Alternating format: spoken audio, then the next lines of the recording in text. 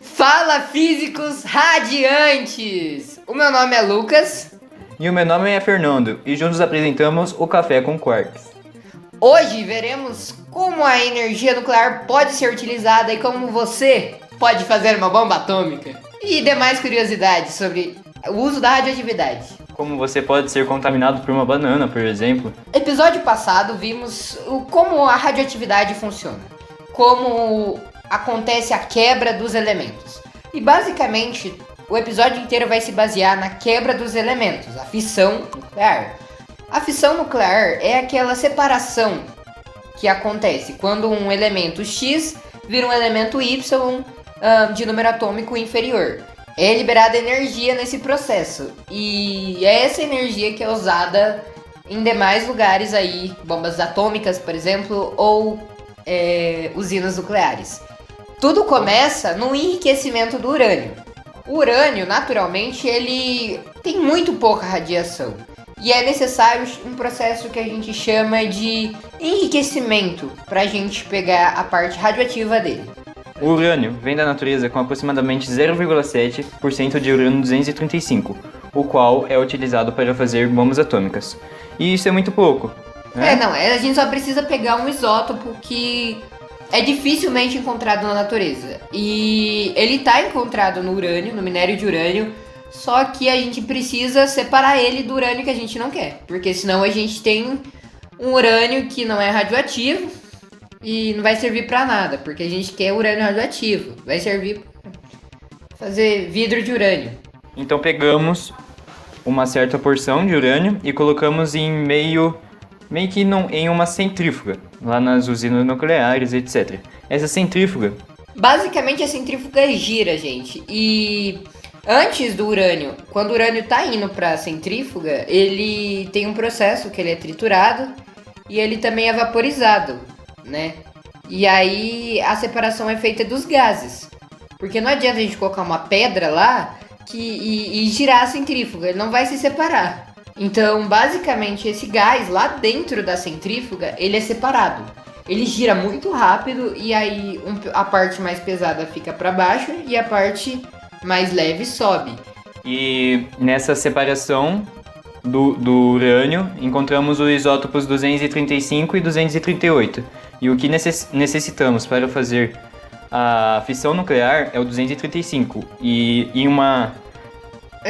A gente não pode pegar urânio puro e jogar numa bomba atômica ou numa usina nuclear. Ele tem um processo pra gente pegar só o radioativo. A gente não transforma nenhum urânio em radioativo. A gente apenas pega a parte que é radioativa, que é o que a gente quer, beleza? E é basicamente o urânio enriquecido, que ele já é mais radioativo, ele é bem radioativo, que a gente usa para fissão, que é aquele processo de separação, que ele se transforma em outra coisa e a gente precisa jogar um neutro. Agora, voltando um pouco para a história, desde o início das guerras e das invenções, muitas tecnologias são desenvolvidas a partir do interesse de militares, a gente querendo ou não. O avião, o primeiro voo de um considerado avião, em 1906, por Santos Dumont. Nosso brasileirinho. Se vocês falam que os irmãos Wright fizeram um avião, então Angry Birds é um avião. Eles basicamente jogaram um bagulho de uma catapulta. Assim, até o carro voa. Até o meu cachorro voa de uma catapulta.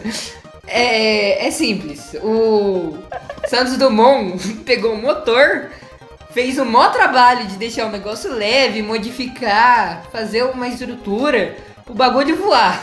Isso é desmerecimento, gente. E em 1909 já tinham feito alguns aviões para guerra. Um avião militar. Em 1918 a gente já começou o desenvolvimento de aviões com armas. De 1906 para 1918, 1920 é muito pouco tempo. E o mesmo aconteceu lá em 1940, mais ou menos, um pouco antes, no meio assim da Segunda Guerra, um pouco antes assim de começar. Que foi o desenvolvimento da bomba atômica. Então, gente, começaram vários cientistas pesquisando sobre fissão nuclear, sobre o decaimento radioativo, etc., a energia contida dos átomos. Tudo começou lá com Marie Curie, a gente já falou sobre isso no episódio anterior. Se você não viu o episódio anterior, vê lá. Se você não viu o episódio de energia, que a gente vai falar muita coisa sobre energia aqui, vê lá também. Foram episódios muito legais, feitos com muito carinho. Siga a gente no Instagram também, Café com Quarks, @café_com_quarks. Mas se você precisar Café com Quarks lá, já aparece. Inscreve-se no nosso canal no YouTube, segue a gente no Spotify e bora lá. Curte, Compartilhe e se inscreva no canal. Então, foram diversas pesquisas e aí os físicos descobriram sobre a fissão e que a energia poderia ser liberada no processo. Então, se a energia é liberada no processo, a gente pode fazer várias coisas. Só que se a gente bombardear um nêutron em um urânio, ele vai se dividir em um elemento de bário. E esse bário basicamente vai eliminar 2 mais 2 nêutrons. E esses 2 nêutrons vão para outros 2 átomos de urânio. E esses 2 átomos vão se dividir em bário e liberar mais 2. Ou seja, foram liberados 4 nêutrons nesse segundo processo. No primeiro foi liberado 2 de um átomo. Aí esses 2 foram para 2 átomos que liberaram 4 nêutrons. E basicamente esses 4 nêutrons liberaram mais 8 e sempre tem energia aí no meio. Entre o urânio liberar o nêutron e virar o bário, que também é radioativo, tem energia no meio. E se tem energia, é pra usar. Como diz o Godzilla, se tem poder é pra usar, não é mesmo, minha gente? Então, um átomo de urânio, com essa fissão dele se transformando em bário, libera em torno de 200 megaelectronvolts, o que move 1 grão de areia. Assim, é um átomo só. E acontece essa reação em cadeia. E 1 grama de urânio possui 2,5 bilhões de átomos. Então pensa no poder energético contido. É muito mais que o poder energético contido em 1 grama de carvão. E essa reação em cadeia gera uma energia estrondosa que a gente viu em Hiroshima, infelizmente. E Nagasaki. Então, só que isso só foi possível com uma coisa. A equação energia é igual massa vezes velocidade da luz ao quadrado. Criada por nada mais, nada menos que Einstein. A equação criada por Einstein, como o Fernando disse. Energia é igual massa vezes velocidade ao quadrado. A equação mais famosa de Einstein, né, gente? Eu acho que todo mundo já viu alguma imagem do Einstein numa lousa com a famosa equação.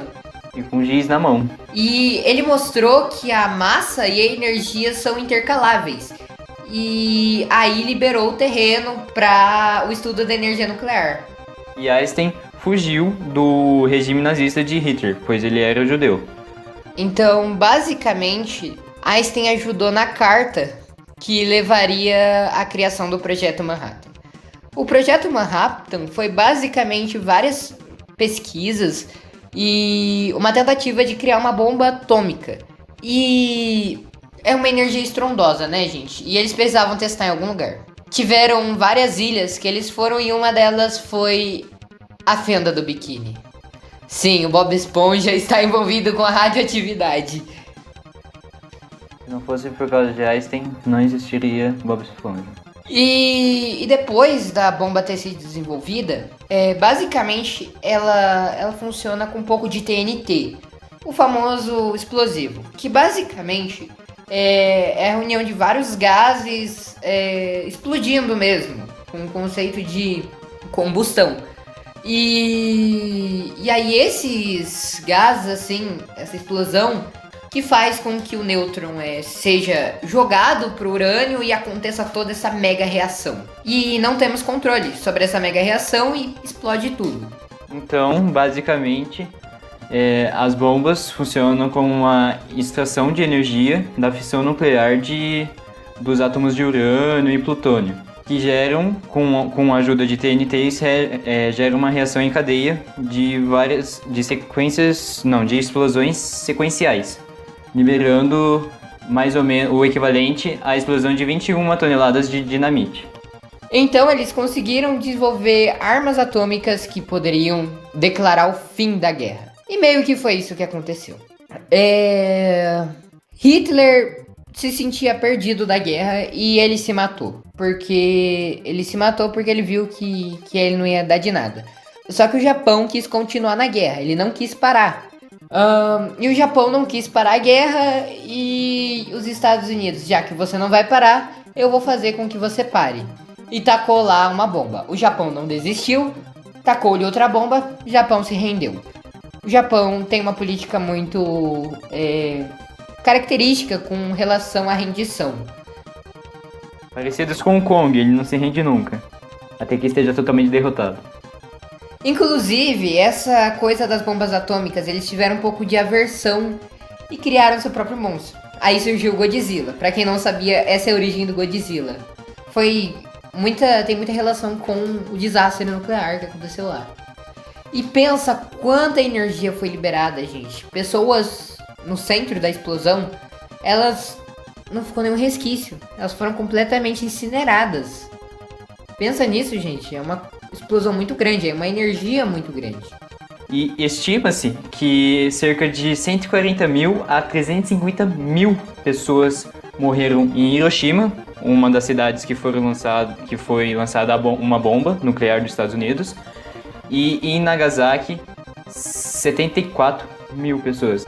E depois da explosão de Nagasaki e Hiroshima, Einstein ficou conturbado, ele ficou louco, porque quantas mortes estavam na mão dele? Tipo, quantas pessoas morreram por causa do que ele pensou? De uma criação que teve parte dele. Isso, uma criação que teve parte dele. E, gente, é um negócio muito louco. Ele ficou devastado psicologicamente, pessoal. Porque ninguém conseguiria levar nas costas quase 500 mil mortos. Então Einstein ficou maluco mesmo, gente. Coitado, ele ficou paranoico porque... Crazy. É uma coisa muito difícil mesmo. E aí, depois disso, a tecnologia foi evoluindo e o ser humano, muito inteligente, foi fazer mais arma atômica, foi fazer mais bomba atômica. E aí a gente entra na Guerra Fria. Então, pessoal, para vocês se situarem, a Guerra Fria foi uma briga de poder. Poder bélico, poder de hegemonia, poder econômico e etc. E aí começaram a competição. Quem tem a arma mais poderosa? E aí, né, foi isso. A União Soviética também começou a desenvolver armas atômicas e não foi bem. No final, eles tinham tanta arma atômica que se os Estados Unidos jogassem uma mísera bomba na Rússia, ou na antiga União Soviética, e ela ia ricochetear, ela ia bombardear de novo, e aí ia ficar dos dois lados, nenhum ia perder. E era muita bomba atômica que eles tinham. Isso levaria à extinção da humanidade praticamente, porque iríamos contaminar o solo do planeta, gerar milhões de mortes, acabar com as maiores potências do mundo e ia dar caca. E é uma das coisas que o jogo Fallout fala, o jogo da Bethesda, pra quem já jogou, já viu, Fallout, que é basicamente um desastre nuclear que retrata bem o que poderia acontecer se acontecesse de alguém apertar o botão pra lançar um míssil de uma bomba nuclear. Após essa Guerra Fria, em 1968, houve um tratado conhecido como Tratado de Não Proliferação de Armas Nucleares. Esse tratado basicamente dizia para os países que assinaram ele, não fazerem mais armas nucleares, incentivarem o desarmamento nuclear e usar a tecnologia desenvolvida para fins pacíficos e não bélicos. Não foi todo o país que aderiu, porém os principais que tinham o maior poder de fogo nuclear, fogo bélico nuclear, aderiram a esse tratado. E vendo o poder bélico, né, vendo o que aquela bomba massiva tinha de energia, eles pensaram, podemos usar isso para energia também. Finalmente um fim útil para a bomba atômica. E foi isso que eles fizeram. Assim surge o primeiro reator nuclear. E a primeira usina nuclear, depois que conseguiram produzir um reator nuclear, foi... como é que fala? Não foi criada, foi inaugurada em 27 de junho de 1954, a denominada Usina Nuclear de Obninsk. E basicamente a usina nuclear, ela funciona com pastilhas de urânio, né, combustíveis de urânio, que eles esquentam, é o processo de fissão. Essa fissão vai aquecendo a água, e a água, ela esquenta, gera vapor, que gira uma turbina, e depois ela é resfriada. A gente tem uma usina nuclear aqui no Brasil, em Angra dos Reis, Rio de Janeiro. Na verdade, são 2 reatores, agora estão na construção do 3º reator. E aquece, e é em Angra dos Reis porque tem água ali corrente, né, gente? Que é feita para resfriar a água que fica realmente em circulação com o combustível radioativo. E só que eu não falei anteriormente que não tinha como controlar? Sim, agora a gente desenvolve um método que tem como controlar a fissão, não fazendo que ela gere uma reação em cadeia estrondosa. E para isso, eles usam um metal para estabilizar e não fazer com que tenha uma explosão em um reator. E os reatores são feitos de chumbo e concreto para isolar a radioatividade emitida pelo urânio. E acontece que essa radioatividade, o urânio, tem uma hora que a gente não consegue mais usar ele como combustível e fica só resíduos radioativos. Eles são colocados em... podemos dizer aqueles... são meio que latas gigantes, assim, com uma camada espessa para não contaminar o solo, e elas são enterradas normalmente. E ficam por bilhões e bilhões de anos. Ou milhões. A gente já falou da meia-vida no episódio anterior de radioatividade. Então se você não viu, corre lá pra ver. E, gente, toda vez que a gente vai desenvolvendo uma tecnologia nova, como foi da usina nuclear, a gente já começa a criar vários conceitos, como carros, aviões, etc., com aquele tipo de energia. Igual quando surgiu as baterias e hoje a gente está teorizando aviões elétricos e tal. E aí, com esse negócio de energia nuclear, energia do futuro, esse negócio aí é bala, esse negócio aí é bacana, surgiram conceitos. E como o Ford Nucleon, que era basicamente um carro que tinha um reator nuclear ali atrás dele. E ele era uma banheira praticamente, ele tinha um tipo de isolamento muito bacana e ele podia andar mais de 8.000 quilômetros com um reator, com um coisa de combustível. E você reabasteceria ele em um tipo de posto que você trocava a pastilha de combustível lá, um negócio super futurista pra época. O carro seria maior que um Opala, acreditem ou não, maior que um Ômega. E pessoal, eles desistiram desse projeto naquela época, pois eles não tinham uma tecnologia suficiente para manter a radioatividade presa no núcleo. Então a radioatividade teria um alto risco de contaminação para os passageiros do carro. E fora que se o carro batesse em qualquer coisa, poderia haver uma mini explosão nuclear. Outro motivo que fez com que o núcleo não se concretizasse, que não fosse feito no futuro, é porque até hoje a gente não conseguiu reduzir o tamanho dos reatores nucleares. O máximo que a gente conseguiu reduzir foi para submarinos nucleares, que são gigantescos. Então não é viável fazer um carro que funcione a urânio. No futuro eles pensavam que existiriam mais pesquisas de miniaturizar um reator nuclear, também tampar a radiação, como o Fernando disse, para que ela não passe para os passageiros. E eles pensavam isso para o futuro. E galera, outra coisa que eu inclusive lembrei agora, que eu vi já faz um tempo, navegando na internet mesmo, nos confins da internet, foi um brinquedo que as crianças mexiam com urânio. Tinha material radioativo no brinquedo. Porque era um negócio pro futuro, pro seu filho, sua filha virar cientista.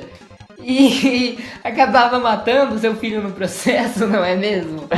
É mesmo. O brinquedo era chamado de Atomic Energy Lab, que era um laboratório para crianças, e produziram ele na década de 50 e tinham minérios radioativos, amostras reais mesmo. Então as crianças podiam comer um minério radioativo do nada. Inclusive, se você buscar na Amazon, você vai achar minério de urânio. urânio um pouco radioativo, que são usados para testar os contadores de Geiger, que são as unidades de medidas e tal para medir radioatividade. Que é o que o Lucas mexe, que ele é viciado em computador, pessoal, pra quem não sabe. Acho que é $40 para você comprar. E aí você pode fazer a sua bomba atômica em casa, basta ter uma centrífuga, conseguir vaporizar o urânio e conseguir TNT, conseguir outras coisas assim e não se matar no processo. Tem mesmo. E se vocês duvidam que tem urânio na Amazon, vão procurar lá. E pessoal, agora vamos para mais curiosidades de coisas radioativas ou não, vamos conferir. A primeira curiosidade que podemos trazer aqui para vocês é de que bananas são levemente radioativas. Sim, as bananas contêm radioatividade, pois elas são, em sua composição química, elas possuem potássio. E existe um isótopo de potássio que é químico, que é radioativo, me desculpem. Mas ela, como eu falei anteriormente, são levemente radioativas as bananas. Então, para causar algum dano considerável no nosso organismo, seriam necessárias 10 milhões de bananas. Outra coisa que também contém radioatividade é a caixa de areia de gato. Sim, argila bentonítica, material presente na areia de gato, é eficaz na absorção de fezes e urina. Mas, embora tenha essa função muito nobre, contém um pouco de urânio e tório e outros minerais radioativos. Então, fique cuidado do seu gato não virar o gato de Schrödinger por algum tipo de radiação, hein, gente? Outra curiosidade que podemos trazer para vocês é que o Projeto Manhattan, sim, aqueles mesmo que fez as bombas atômicas que foram lançadas em Nagasaki e Hiroshima, testaram radiação em cidadãos humanos de diversas maneiras, assim. E uma dessas maneiras foi colocar radiação na aveia do seu bebê. Sim, eles fizeram uma aveia radioativa para testar em bebês. Um pouco cruel, não sei se causou alguma coisa ao bebê, mas tudo bem. Gente, durante a Primeira Guerra Mundial, Marie Curie usou uma pequena quantidade de rádio para produzir gás radônio, que é um gás produzido quando o rádio se desintegra. E o gás foi lacrado em tubo de vidro e inserido no corpo de pacientes para matar o tecido doente. Isso foi datado como uma cura milagrosa e colocado até em tratamentos de beleza. E aí depois que eles perceberam que eles fizeram alguns estudos e descobriram que também poderiam causar outras coisas, né, gente? Os grandes perigos da radiação. Caso vocês não saibam, nosso corpo é constantemente, toda hora, bombardeado com radiação. Mas quase todas não são radiações ionizantes, não são raio-x ou raios gamas. Do que falamos no episódio de radioatividade, se você não viu, vai lá ver. Outra coisa que é radioativa, e você não sabia provavelmente, é o cigarro, gente. Ele possui chumbo 210 e polônio 210, que é o ar liberado quando é inalado pelo fumante. E é tóxico e também radioativo, então não fume, gente. Agora indo para uma parte evolutiva, nas proximidades de Chernobyl, encontraram uma soja que desenvolveu, vamos dizer, defesas contra a radiação. Sozinho, ela evoluiu praticamente. Outra coisa que é radioativa e provavelmente você não sabia é o papel das revistas. Caraca. Como assim? Oh my god. O caolin, que é feito na fabricação dessas folhas, é um tipo de argila. Ele tem coisas assim na sua composição, como tório e urânio, que são levemente, né, gente? Levemente radioativos. Agora, não vamos falar de um super soldado, mas sim de um super humano quase.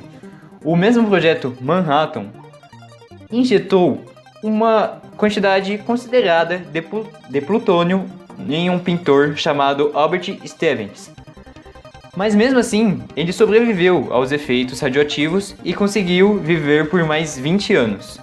E ficou conhecido como o ser humano que mais viveu depois de ter um contato considerável com radiação. Então sim, ele foi um cara muito forte. E tem um mito, gente, um leve mito aí, que falam que o celular é radioativo. E será que realmente é isso? Sim, é isso, pessoal. Porém, o nosso corpo emite mais radiação do que o nosso celular, se compararmos. E galera, mesmo liberando um pouco de radiação, é não ionizante, gente. Não vai te fazer nada, você não vai ter Não é um raio câncer. gama, gente, não é um raio gama. Não é um raio-x, não é um raio ultravioleta. É radiação eletromagnética. A gente toma bomba de radiação eletromagnética todo dia que a gente vai pro sol. Sim, o sol é uma radiação.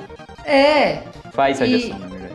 Transmite, E, emite gente, radiação. Tipo assim, tem gente que fala também que o 5G causa câncer. Nada disso, gente. Não fiquem Não calmos. acreditem em com fake relação a news. isso. Digam não a fake news. Hashtag digam não a fake news. Gente, é uma coisa muito pequena e... Assim, faz podem mal. ficar tranquilos com relação a isso. É radiação não ionizante. A mesma coisa com seu micro-ondas. Ele não deixa o seu alimento contaminado, como vimos no EP de micro-ondas. Então corre lá pra ver se você não viu ainda. Corre lá. E terminando aqui nossa sessão curiosidade, a gente viu que em 1950, na década de 50, tiveram muitos pensamentos sobre como que seria tratada a energia, né? Como que a energia evoluiria e a gente teria um mundo totalmente movido a energia nuclear. Energia tecnicamente limpa, mais limpa que o carvão, que é um dos mais utilizados hoje em dia, ou a gasolina, no mundo totalmente futurista. Não foi isso que aconteceu, principalmente quebrado por Chernobyl, que foi um acidente, um evento devastador e... É isso. E hoje a gente está com pesquisas direcionadas a outra coisa. A fusão nuclear, não a fissão. A fusão nuclear é o processo contrário. É o processo contrário da fissão. É juntar os átomos e liberar energia. Então, a fusão é a junção de átomos. E é um processo que a gente está estudando ainda muito. E quem sabe... E é a coisa utilizada nas bombas H, que é basicamente a fissão do urânio, esse processo em cadeia que faz com que gere muito calor, muita pressão, e alguns átomos de hidrogênio se unem e fazem uma explosão ainda maior. E é o princípio da fusão nuclear. E temos alguns reatores em pesquisa na China, em outros lugares, acho que o maior na China, e talvez seja uma fonte de energia muito utilizada no futuro. Temos que aguardar para ver. Então foi isso, pessoal, um episódio mais longo do que o comum, a gente falou um pouco mais, e foi isso, pessoal, a gente falou sobre basicamente a fissão nuclear, os efeitos devastadores, infelizmente, que ela causa, mas também uma boa causa, que é a energia elétrica gerada por ela. Sim, sempre temos os dois lados da moeda. Depende sempre do que o homem vai usar a energia nuclear. Exatamente, tudo depende da gente, do que a gente vai decidir pro futuro. Então ficamos com essa reflexão no final. Reflexão aí pra vocês. A gente também viu algumas coisas curiosas. Não comam mais de 10 milhões de bananas, por favor. Siga a gente no Instagram, inscreva no canal do YouTube. Se você não curtiu o vídeo, curte aí. E foi isso, pessoal. Tchau, tchau. Tchau, tchau, pessoal. Até o próximo episódio.